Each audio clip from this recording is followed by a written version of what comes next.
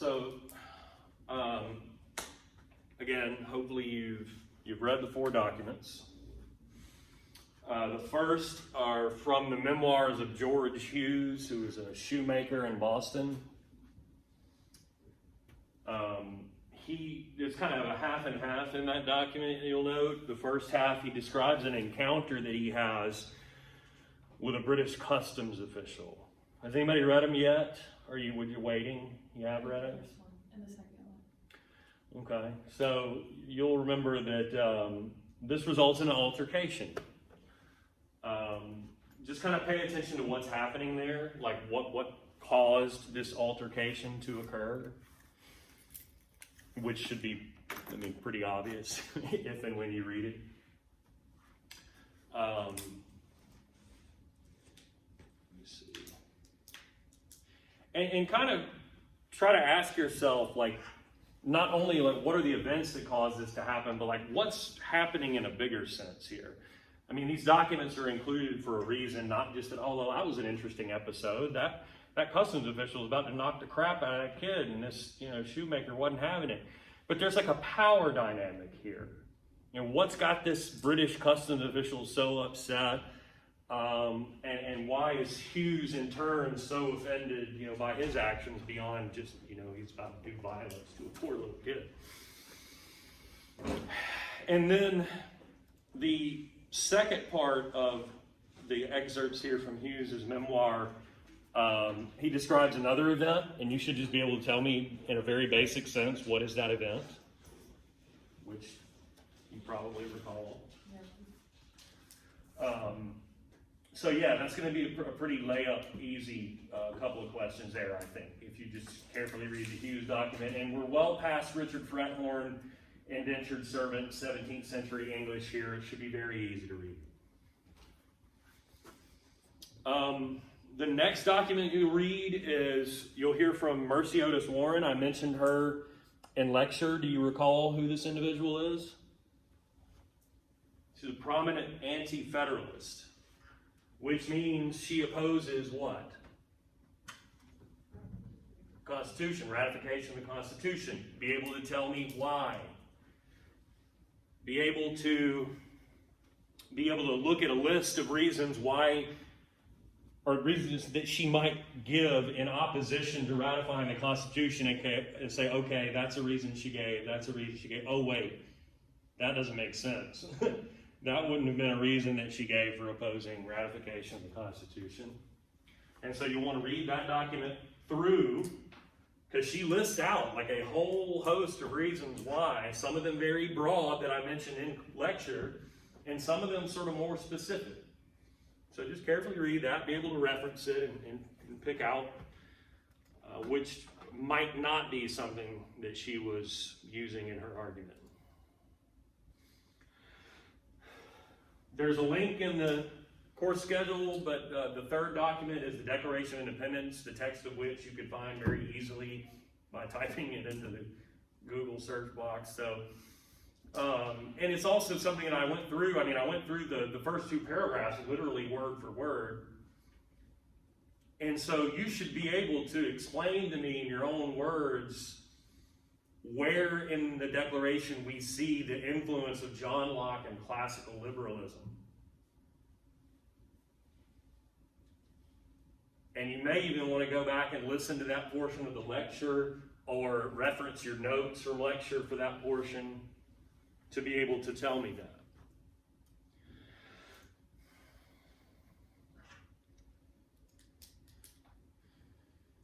And then you have some excerpts to read from Thomas Paine, Common Sense, in which Paine, as I said in lecture, is making the case for revolution and independence.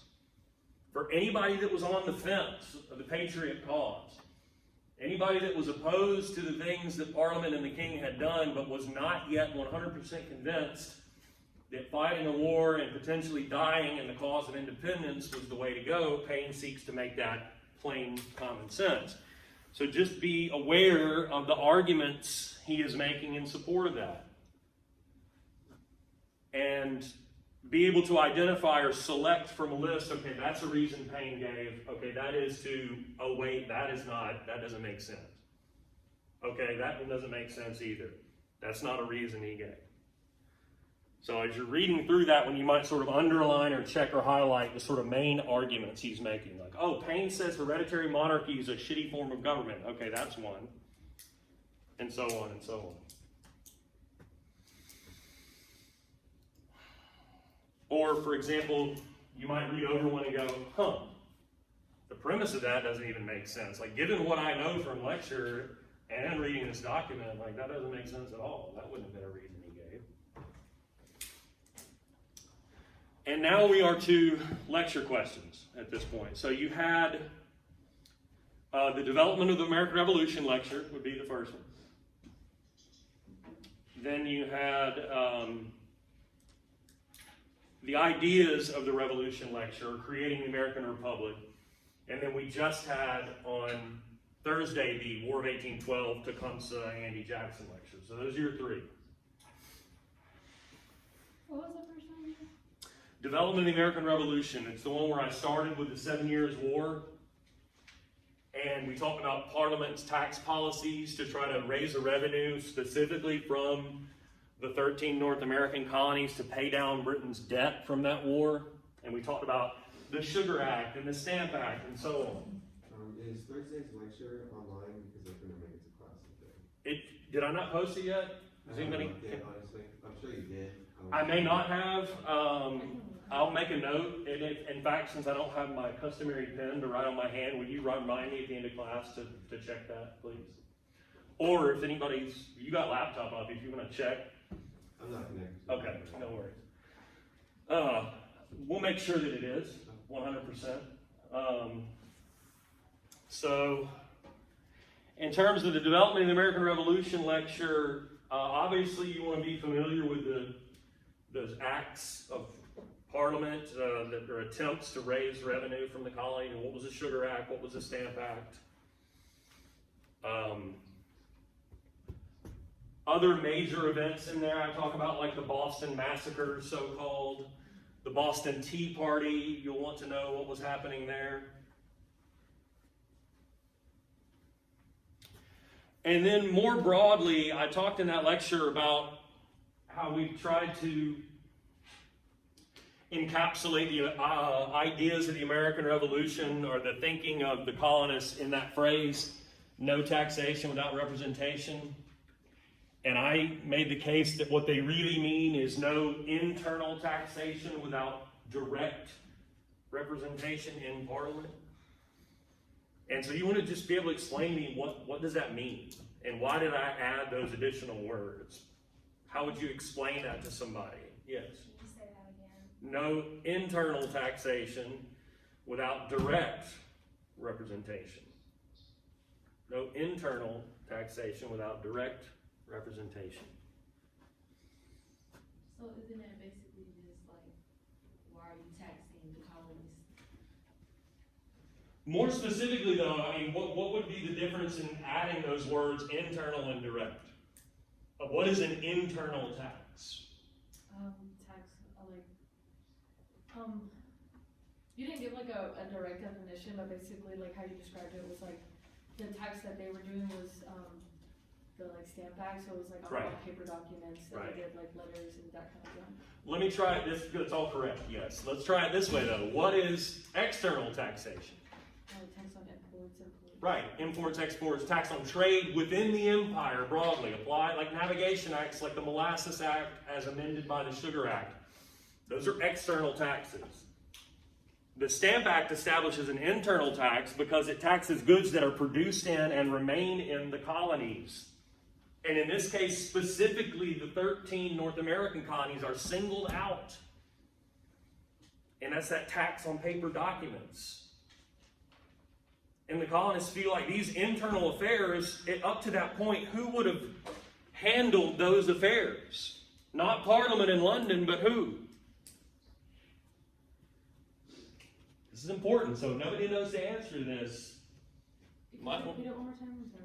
So, it was generally accepted at the time of the Stamp Act that Parliament could regulate trade in the empire and that it could implement external taxes, even though the colonists got around them by smuggling, of course.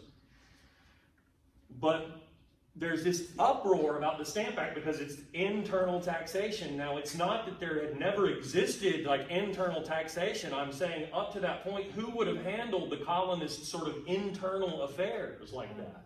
Was it The colonists themselves in their colonial assemblies, right? Because they get to elect people to those colonial assemblies, and the difference is they don't get to elect members of parliament, right? So that's the distinction. And to say direct taxation would be to say, or direct representation, would be to emphasize that this, argument that Parliament and the King would make about virtual representation, that was BS. They weren't buying that.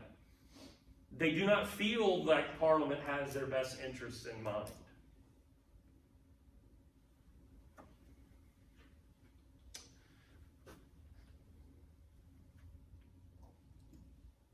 Let's see.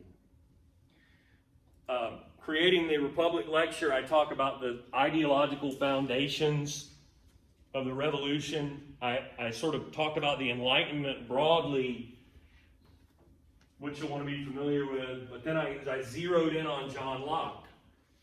And I mentioned you might want to have those notes handy when you're taking the quiz, and even in answering the document question about the Declaration of Independence, because I'm going to ask you to talk about Lockean classical liberalism and Locke's ideas and how we see those in the Declaration.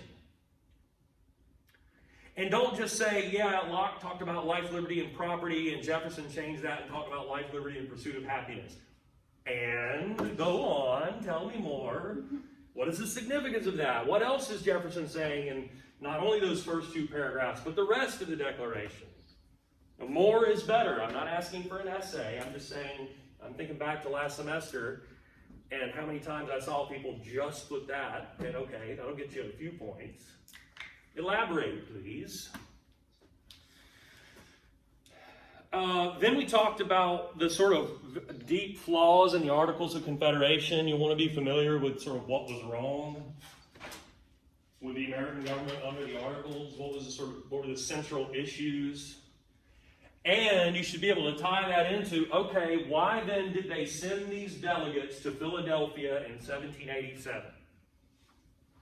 Be able to tell me why did the colonists send those delegates there? Or be able to look at a list and say, okay, yes, they sent them there to amend the Articles of Confederation.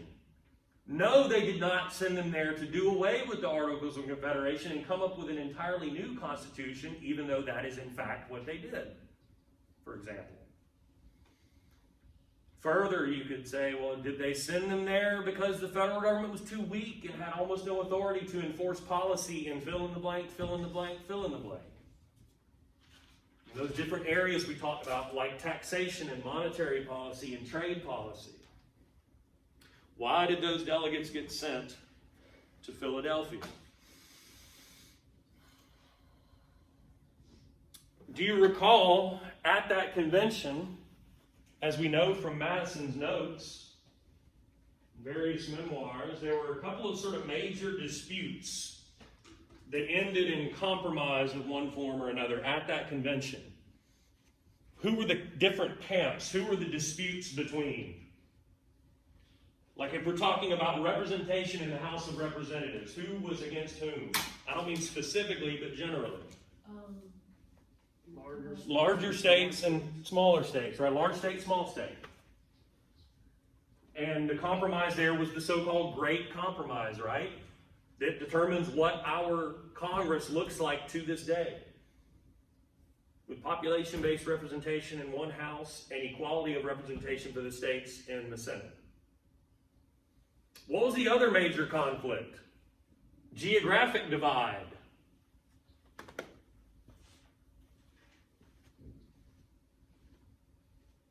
No takers? What's of the 19th century, what's the great geographic divide of the United States of America? I think you're overthinking this. I feel like I know the answer on. Is there one geographic region of America that looks substantially different than another one in terms of its society and economy and who lives there and what color those people are? Oh, you're talking about like the north and the south. North and South, thank you. Free state, slave state. And the compromise there was to address and protect the institution of slavery through like the Fugitive Slave Clause and set aside the issue of the slave trade for now in a slave trade clause. The international trade, that is. And then this issue actually ties back into the other issue of representation, does it not? Because slave owners want to count their slaves, but the free staters say that's not fair in terms of determining your population, because these very same people, under the Articles of Confederation, were arguing when it came to taxes they shouldn't count the slaves, and now they want to count them all. What was the solution? 3/5 compromise. And where did that number come from? Well, that's the compromise they came to under the Articles for taxation purposes, the federal ratio. Apply that to representation. Now, did they use the words slavery and masters and owners and slaves? No. They used phrases like 3/5 of, quote, all other persons when you counted up all the free persons and so on.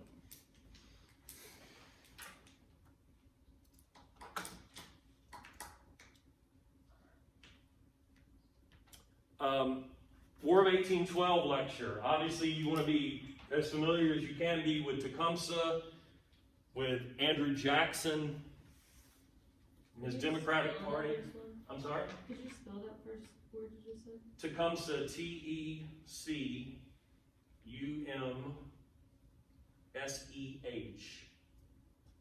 T-E-C-U-M-S-E-H, Tecumseh. Shawnee Chief. You want to be familiar with his notion of building a pan-Indian confederacy and what that entailed. Understand why the American government sees that as a threat. Understand his relationship with the British and Canada. But also, too, I begin that lecture by talking about impressment.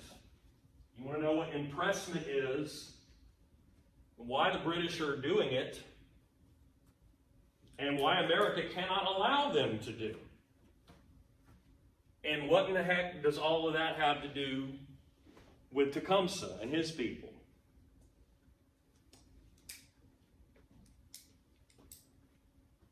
Let's see. And then I went on to talk about the Creek War, the Red Stick faction. Of course, America's actual War of 1812 with Britain and how that shakes out. But I think the questions on the quiz, you'll want to be familiar with all of that for the exam, but the questions on the quiz I think are more or less sort of front-loaded to the first half of that lecture. Questions? Anything at all at this point?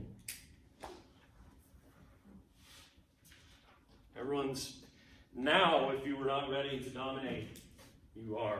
And if you are already ready, now you're thinking 110 all the way. Okay, well.